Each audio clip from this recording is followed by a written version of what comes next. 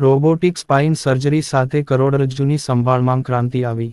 કરોડરજ્જુની સમસ્યાઓ જેમ કે હર્નિએટેડ ડિસ્ક, સ્પાઇનલ સ્ટેનોસિસ, સ્કોલિયોસિસ અને ડિજનરેટિવ ડિસ્ક રોગ વ્યક્તિના જીવનની ગુણવત્તાને નોંધપાત્ર રીતે અસર કરી શકે છે. પરંપરાગત સારવાર પદ્ધતિમાં ઘણીવાર ઓપન સર્જરીનો સમાવેશ થાય છે, જે આક્રમક હોઈ શકે છે અને વ્યાપક પુનઃપ્રાપ્તિ સમયગાળાની જરૂર પડે છે, જે ગૂંચવણોના ઊંચા જોખમો દર્શાવે છે.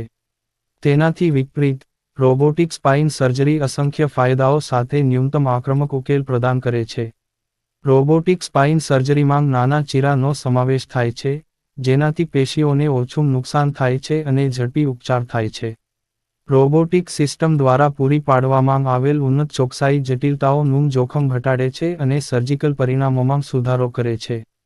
પરિણામે, દર્દીઓને સામાન્ય રીતે હોસ્પિટલમાં ટૂંકા રોકાણની જરૂર પડે છે, જે સામાન્ય પ્રવૃત્તિઓમાં ઝડપથી પાછા ફરવાની સુવિધા આપે છે.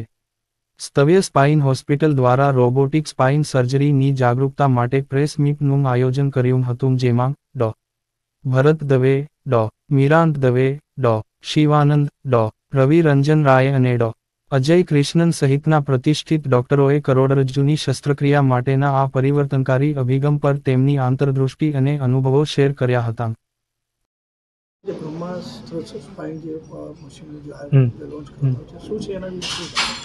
એટલે બ્રહ્માસ્ત્ર અમે એને એટલે કહીએ છીએ કારણ કે એ સ્પાઇનની ટેકનોલોજીમાં ઘણું આગળ પડતું છે. રોબોટિક આર્મ કહેવાય એને, એટલે માઇક્રોસ્કોપમાં રોબોટનો આર્મ હોય અને આપણે કહીએ એ જગ્યાએ જઈને બેસી જાય. હવે આમાં ફાયદો શું થાય? તો પેશન્ટને ઘણો બધો ફાયદો થાય, કારણ કે એ જે આર્મ જ્યાં જઈને બેસી જાય ત્યાંથી એ 50 ગણું મેગ્નિફિકેશન આપે, એટલે ઝૂમ કરેલું વસ્તુ દેખાય આપણને એઝ અ સર્જન. જોડે મોટી સ્ક્રીન હોય એટલે 3D અને 4K વિઝન આવે, જેનાથી એક્યુરસી અને પ્રિસિશન વધે. જી, ગુજરાતમાં જે સ્ક્રૂનો રોબોટ છે એ ગુજરાતનો પહેલો છે, પણ આ જે બ્રહ્માસ્ત્ર છે જે મેગ્નિફિકેશનવાળું છે એ 1-2 છે, પણ એ સ્પાઇન માટે નથી વપરાતા. સ્પાઇન માટેનો આ પહેલો છે.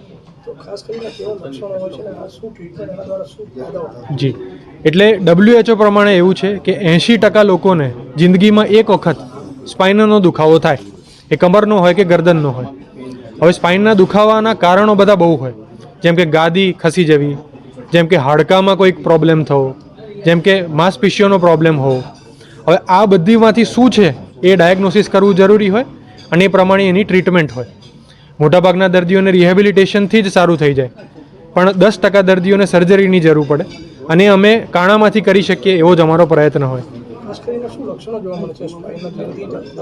જી જી, એટલે ઘણા બધા ચિહ્નો હોય, જેમ કે હાથમાં ઝંઝણાટી થવી, પગમાં ઝંઝણાટી થવી, પેશાબનો કંટ્રોલ જતો રહેવો, કમરમાં ને ગરદનમાં દુખવું, ઘણા બધા ચિહ્નો હોય. હવે આ બધામાંથી કશું પણ થાય તો સ્પાઇનના રિલેટેડ હોઈ શકે, એટલે સ્પાઇનના કોઈ સ્પેશિયાલિસ્ટ પાસે જવું. એટલે ખર્ચો નોર્મલ કરતાં ઘણો વધારે નથી હોતો.